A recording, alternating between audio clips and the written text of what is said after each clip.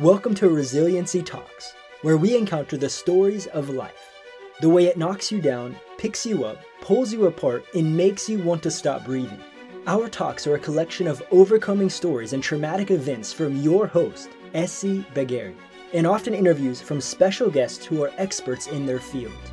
From a child sexual assault victim, to a boy soldier, to a teen father, to an adult recovering drug addict, Essi has a lot to talk about regarding strength, loss, bravery, and hope. Together, we can overcome trauma and addiction. Be the change you wish to see in the world. Do not give up now. Without further delay, here's another impacting episode of Resiliency Talks. Hi, my name is Essi Bagheri. Welcome to Resiliency Talks. We talk about trauma, addiction, overcoming obstacle, and today I have my first guest, Sandra Cooze.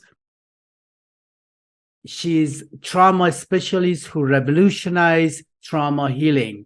She also an author of the book Journey to Yourself: How to Heal from Trauma.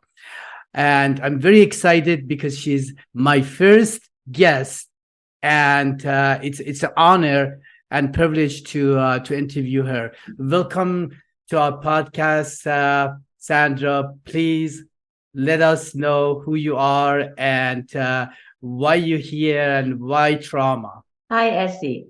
The honor and privilege is all mine. I feel so honored to be the first guest on your podcast.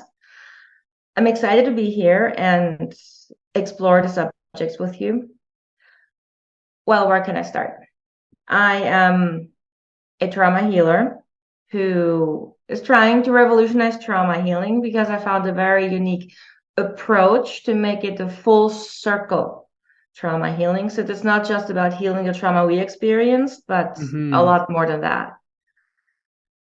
And I got to that through my own journey. I'm a trauma survivor myself. I was molested when I was 12. I was sexually harassed when I was 14. I was bullied in school from the age of 16 to 17. Between the age of 19 and 25, I was sexually assaulted multiple times.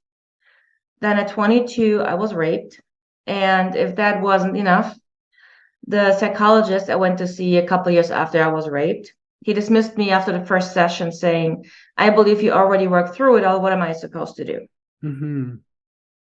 But Wow. Yeah. So that's basically the start of your journey. Yes. And so when was the when did you realize that you really need help and you suffer from trauma and you start getting help? Well, I realized I needed help when I went to seek out a psychologist who dismissed me. And he did the exact same thing that my family did, my friends did. Everybody deserted me and I had to find my own way. Which means I never had any help healing. I had to find my own way. I had hit rock bottom after the psychologist. And then I had a choice to make, either stay down there or climb out of that hole. And I wouldn't be sitting here if I didn't climb out of that hole. So of course, yeah, definitely. So I found my own way of healing. But the thing is, when I was on my healing journey, I didn't realize I was on my healing journey. I was just determined to feel better.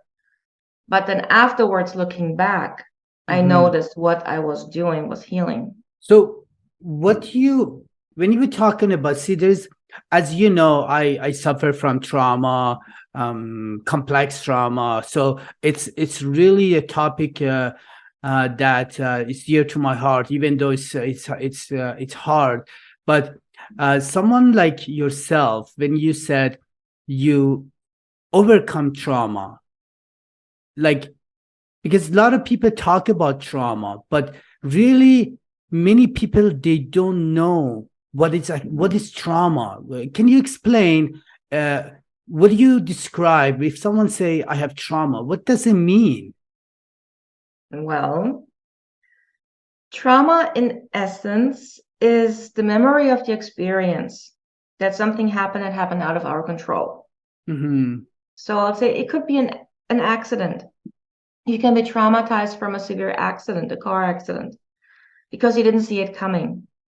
And so you did not have a defense mechanism in place. The same as with sexual trauma. Sexual trauma is especially hard because our home was attached. Our body is the only home we have.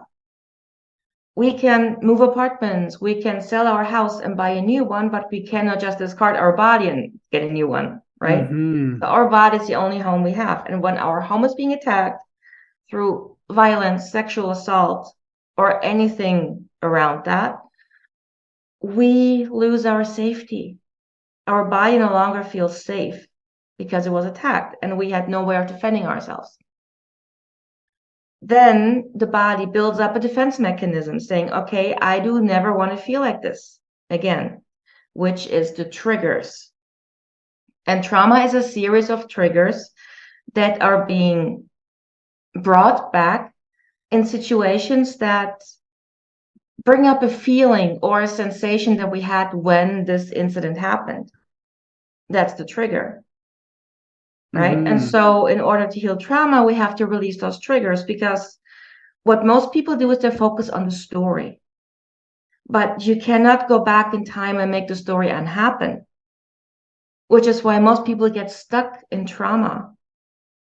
If you focus on the trigger, on the other hand, and understand where it's coming from, release that trigger, either with help or on your own, gradually, but trigger release work, the trauma disappears, because it was never about the story. It was about how you reacted to what happened to you. The physical, mental, emotional reaction. That's the trauma we need to focus on. So, in other words, it's not what happened to us. It's how we react to it, and how you mentioned triggers. And I personally can relate to that. It's like so many unfortunate things, but and I never actually, for years and years and years, I did not know that I had trauma. I thought, oh, that's just happened. And and I've been in a position. I'm also in a recovery from substance abuse and some other stuff, and I see that a lot. That many people, they cannot stay sober, and they cannot maintain, including myself, because I never actually look into getting help, and until I did. So I'm really, really pleased that you're talking about these triggers. You're listening to Resiliency Talks. We'll be right back after this quick word from our sponsors. Doxiva uses non-invasive, fast-acting, and full-body regenerative technology you can trust for your most challenging health and cosmetic problems, with affordability at heart. Through a water-based, gentle spray-on solution, Doxiva brings balance to the body, even for the most challenging comorbidities. Find more information by searching doxiva.com. That is DOXYVA.com.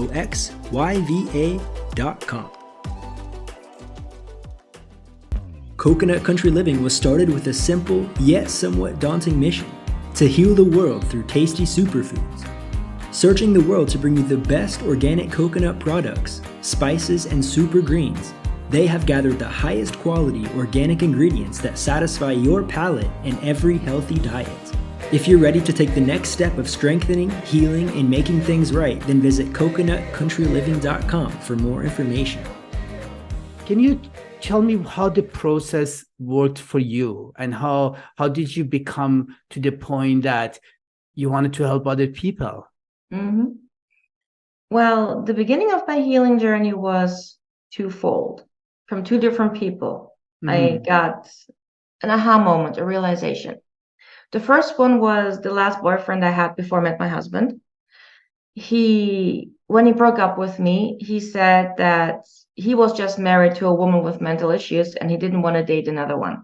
He didn't say that mean. It was a fact that he stated. But this fact right there, it made me think. It made me look back at my relationships and the pattern that was there. So for the first time, I observed myself in relationships and I realized I was always doing the exact same thing. Mm-hmm. So for those listeners who have ever watched How to Lose a Guy in 10 Days, that movie could have been made about me. So I did all those classic mistakes each and every time. But I didn't realize that. I just thought it was those men that never loved me when I was the one sabotaging the relationship, never giving them any chance because I was Mm-hmm. so traumatized. I desperately wanted the knight in shining armor, the one who saves me, protects me. But at the same time, if you are unable to love yourself, how can you allow someone else to love To you love you. if you feel unlovable? And that's something that I had to understand. And then I made a deal with myself that I was not going to go into another relationship until I'm the person I like to be in a relationship. Oh my God. You just said something, Sandra, that myself and including so many other people. Why is it that when it comes to a relationship and the we call it trauma bonding, and why is it when it comes to relationship the pain is so great that you look for solution and you look to for healing and you look to say, oh my God, I can't do this, how could I done that, how could I put myself in that situation? And it's just absolutely I don't know, is it any particular reason, especially when people go through a relationship and realize, oh my God, this is not healthy. Why I have been in this relationship in the first place, and an aha moment. Well, it greatly depends on the relationship. There's so many different reasons why. Mm-hmm. One of the reason, if the relationship is not with a narcissistic person, just with Mm-hmm. another traumatized person, that we take our old relationships with us. So, for example, if I had a partner who cheated on me and that really hurt me badly and traumatized me, make me feel like I'm not good enough, that he had to go and find his enjoyment somewhere else, then Mm-hmm. I would automatically expect the next person to be exactly the same because I hadn't healed that.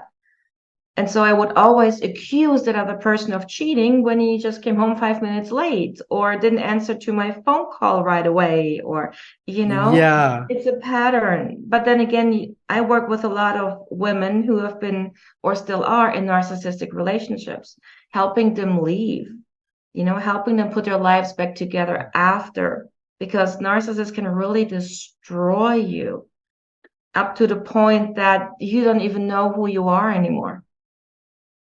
So great. You're talking about narcissism. What are the some how can someone find out if they're in a narcissist relationship? Is there any clues or any because here's the thing, this is a great topic, because I'm pretty sure many people, including myself, experience that, and but it's not about them, I believe it's about us. It's about me taking responsibility. It's about me putting up with whatever's happening around me, and the way that I not valued myself, or maybe my self-worth, or something around that point. Is that the correct statement? Yes and no. Okay. No, Yes and no. great. Yes. Well, for one thing, yes, it is about ourselves because we can only be manipulated and traumatized if we don't know who we are. So if we Mm-hmm. really have healed everything, we released our limiting beliefs, our self-sabotaging behavior, everything we were brought up with, like the conditioned behavior our parents taught us, about being proper, how for women, how sex is not something you should look forward to because it's shameful when women have more than one man in their lives and things like that, right? Yeah. And then you have all the Disney movies, all those fairy tales, the prince in shining armor, and he loves us unconditionally, and we're manipulated into believing that this man actually exists, right? Yes, yes. things like that. So, and then there is a man that, let's say, from my perspective, there's a man that comes along Yeah. and pours his heart out to my feet. He sweeps me off my feet. He treats me like a princess. Mm-hmm. He tells me he loves me after 3 days and says he can't live without me and asks me to move in and things like that. And this is like, it's like the Holy Grail. Like, this is what women are, well, I guess conditioned to believe true love is. Mm-hmm. And so we fall for that head over heels because it sounds so great and it's amazing and he's a great guy. And then we move in together and then they switch up their game because they're master Mm-hmm. manipulators. Well, narcissists, to start off, they're created. It's a mental disorder. They have been created narcissists through trauma. They're not born like this, Like that. right? So, but they are brought up to believe they're God's gift to the world, and they behave like that. They're weak minds who need to control to feel in control, I see. and they use control to get what they want. I see. So this is can also it's man and woman Yes, narcissist. So we can have man and woman narcissist. So yes, it's the correct. both. So this is it's a very sensitive topic, It and I'm is. pretty sure the listeners and whoever are watching or going to watch this, they're going to benefit from all the feedback you're providing. I really appreciate it. Not talking about, you were talking about the what what are the limiting belief, because that's basically comes to what I really believe about myself and Mhm. self-worth. So what are the limiting beliefs? What does it mean? Well, limiting beliefs means you see yourself as less than you actually are. Let's say you have some parents who are very strict and focus on getting you to college and become a lawyer or a doctor or something else along the lines. And Yeah. you just have no interest. You study, but you're not an A student. And they tell you, well, you just failed. You have a C. That's horrible. Shame on you. And so you think you're dumb, Mm-hmm. right? Simply because the teachers were not able to teach you in a way you understand, right? So then you Yes. believe that you're dumb, or you have a dream and you want to make this dream come true. And then those people who could never imagine getting to that level you want to get to will pull you down to their Yeah. level. And you believe them over your own Yeah. intuition. Or you have the fear of failure. Now, fear of failure is kind of funny because it's not about failure at all. It's about what other people think Oh about my you. God. Yes. Yes. Same with fear of success. What if you really are successful, you make a ton of money, and then all your friends suddenly leave you because they're jealous? Then you're afraid of success because you fear that you may lose people over your success. So it's both fear of failure and fear of success. Yes, That bro. and that comes to people pleasing and what other people think about. Oh, totally. I Exactly. I can I can relate to that. I used to live like that, and I could have been in a room with 100 people. 99 of them, they would care for me, love me. One person, if one person would not pay attention to me, I would do everything I could to go and please that one person. and Exactly. and it's like I can relate in my own personal story. Yes. So how do I know that I'm dealing with the like limited condition or belief system? Well, let's say you are building your business. You Yes. now have your podcast, the first interview, Yes. and you come with the thought, who's going to listen to that? The fear of being judged, the fear Yeah. of ridicule, the fear of not being good enough. Like, what if I ask the wrong questions? What if I stumble over my words? That's what I'm still doing today when I do my YouTube videos. So then you have to breathe through it and Yes. anyways, right? But the thing is, we are limiting ourselves. We are limitless in what we can achieve. The only thing that limits us is our limiting belief about ourselves, which means our comfort zone. This is one of the things that I coach my clients on. Push through this freaking comfort zone. You are standing in your own way. You push through, you do it anyways, even though you're afraid, you won't even know how high you can rise. That's and so we're going to talk about what do you do, and of course your book. And I want to talk about your book, Journey to Yourself: How to Heal from Trauma. What makes you to write that book, and how, if someone's reading your book, what's the benefits? What's the outcome they will receive from your book? And the book name is Journey to Yourself: How to Heal from Trauma. We're going to put it in the description, all the information regarding Sandra, of course, in the end. But can you tell me a little about, like, when someone's reading your book, how they impacted them, like how would impact them? Well, when I started writing my book, I was thinking about all the books about trauma healing that are out there. Yeah. And they're all written by professionals. None of them have been written by someone who went through it, which is why on the bottom of my book, it says written by someone who did. Yes. Right? Because I healed my trauma. And in my book, I share my story, but it's the smallest part of the book, really. My book is not about my story. It's just to give you an idea of what I've been through so you can understand the level of trauma that I had to heal and that I was able to give you the hope that it's possible. Because it is possible to heal trauma. It is possible to heal fully from PTSD, even though doctors say it's not possible. It is possible. It is possible. Yes. I noticed that there is some notes that there's when someone's reading your book, there is places that there's questioning, and then they can you talk about that? Yes. Well, what I wanted to achieve with my book was to help people understand what trauma really is. What happens when you feel like this?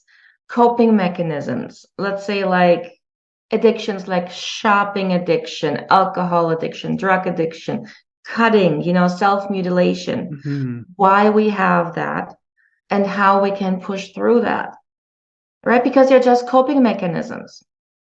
And so I pick trauma apart. I pick it into all the little pieces and I wrote it in a way that it's so easy to understand. I leave room for notes that you can refer to later. When you had an aha moment, you have lines below the chapter, write it down. I have some interesting exercises and I have journaling techniques in there. I have guided meditations written up that can help you to release your trauma. Then I look at trauma from different aspects, from the aspect of, let's say, the normal world and a little bit into the spirituality. Now, normal is not right, but I try to make a little difference. Yes. But of course, I write it in a way that takes the woo-woo and the magic out of it so that people can really understand what I mean from a scientific perspective. Right? So I really try to write a book that is helping someone understand what trauma really is in a way that they can find relations to themselves. They can see themselves in my book. And that helps them understand their triggers. It helps them understand their behavior. It helps them to understand that it is okay, that you're not crazy, that you're not at a point of no return. There is no point where you're too far gone to heal trauma. That point doesn't exist. And that's what I try to do. Sorry. No, totally.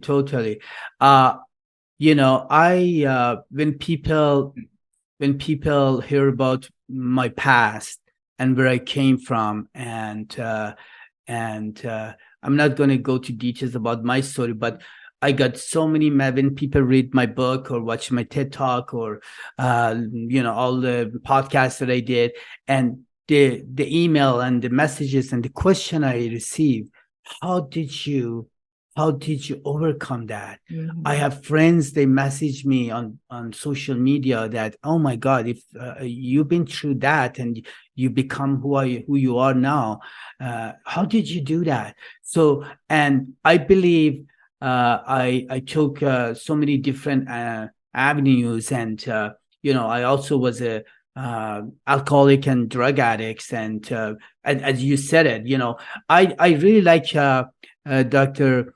Mathieu, Gabar Mate. He's talking about not why addiction, but why pain.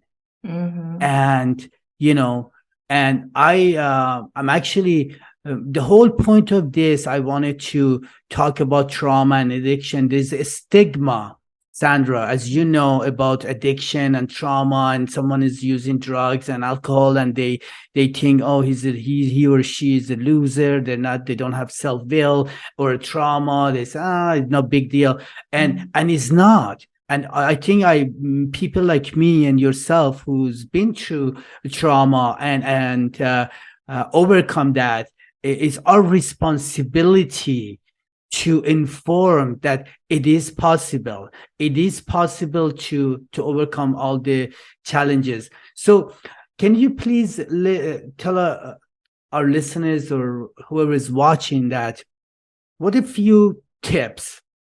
They can, of course, contact you, connect with you in a different. We talk about that later. But for example, if someone, what's a few things they can start to give them that hope, that to reach out to you or people that they can basically start their journey of healing.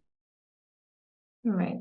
Well, the first thing I always say is trauma is not a life sentence. Mm-hmm. And we have everything we need within us to heal. We just have to go down to this place, this little light at the end of the tunnel that's buried deep inside within us, and bring that forward. We have to be stronger than our trauma. Most people find me when there was a tower moment. Like in a tarot, the tower, it needs something comes and it's catapulting you out of your life. You don't see it coming. So when something happens and everything they suppressed that triggers us come rushing back to the surface and can't be suppressed anymore because they're too powerful. That's usually when people find me. Because then there's like no way back, the only way is forward. But to do your healing journey on your own, you have to hold on to that little light, that hope that you see in the world. You have to believe in yourself. It's difficult when you're dealing with trauma to really believe in yourself. But I always tell my clients, you've got this. If I can do it, so can you. I didn't have me when I was healing. I did it on my own. So can you.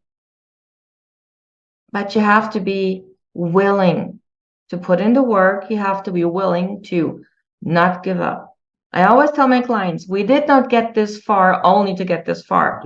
We're going to continue and see what a journey takes us. That's totally, I agree 100%. The thing is, that I always said, the light that we see end of the tunnel is not a train wreck, is a possibility.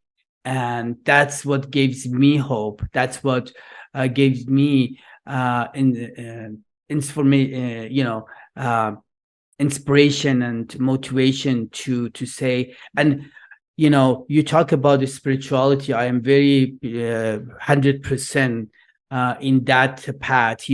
I believe there was always a voice inside me, a whispered, hey, take that action, it's going to be okay, move this side, or there is a voice inside me. I believe I believe that the voice, you want to call it the power of universe, God, whatever you want to call it, the creator, there's something in voice inside me. I always say, hey, you're going to be okay, take the next steps, reach out, ask for help. You're going to be, and it's amazing that we have this conversation for my first interview on the podcast, and you're totally right. Like I was thinking earlier, as we talk off camera, that like of course I was nervous to do this. This is like, hello,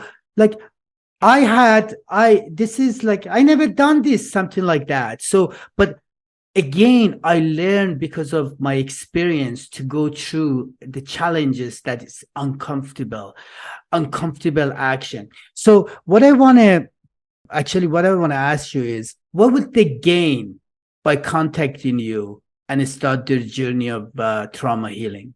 Okay, that's a very interesting question. I like that. No one ever asked me that. Well, you can find me on my website, riseaboveyourstory.com. You can find me on my YouTube channel, Sandra Cooze Unfiltered. It's very small, but it's growing. And you can find me on Facebook under Rise Above Your Story, or on LinkedIn under Sandra Cooze. Okay. Then what I offer you is your future. What I offer you is your freedom from your past. When I have my free consultations with my future clients and they feel drawn to working with me, we become a team, which means no matter if it's getting too hard or if there's like a trigger, you have so many issues releasing, I'm not letting you down. I'm not pushing you to someone else. I'm not saying, sorry, I can't help you. I find a way to help you because I'm stubborn and I'm not one to give up. Otherwise, I wouldn't be here. So basically what I'm giving you is the possibility of the most amazing future. That's amazing, Sandra. I would love to talk about this subject for another couple hours, but this being the first interview, I really appreciate you taking your time and come. We're going to put your all the information on the description so people can connect with you. And again, thank you so much for your time to be with me. And I'm pretty sure you did some research about me, and that's why we can connect, because we both survivors of trauma. Yeah, that's anything else before we say goodbye to our listeners or whoever is watching? Any last advice, comments, and things that can impact other people's opinion about trauma or addiction or getting help? Yeah. Trauma survivors are often afraid to heal trauma because they don't know who they are without it. They're so used to this pain. It's so much a part of them. They don't know what lies beyond. Don't be afraid. What lies beyond is so much better than right now. You will be limitless. You can reach heights you didn't even know existed. You will see the world in a different light. And all of that is so worth it. That's an amazing ending. Thank you so much, Sandra, for your time. And hopefully I have a feeling that we're gonna do more of this together and to see how can we be in service to others. And again, thank you so much for being here. Again, have a great day, and all the best. Thank you. All the best to you. You've just listened to another episode of Resiliency Talks. Resiliency Talks was recorded live in the studio with final editing before upload. The views and events expressed on this podcast belong solely to their author. Subscribe today to Resiliency Talks or visit www.donotgiveupnow.com for more daily encouraging content. Don't miss the next episode of Resiliency Talks.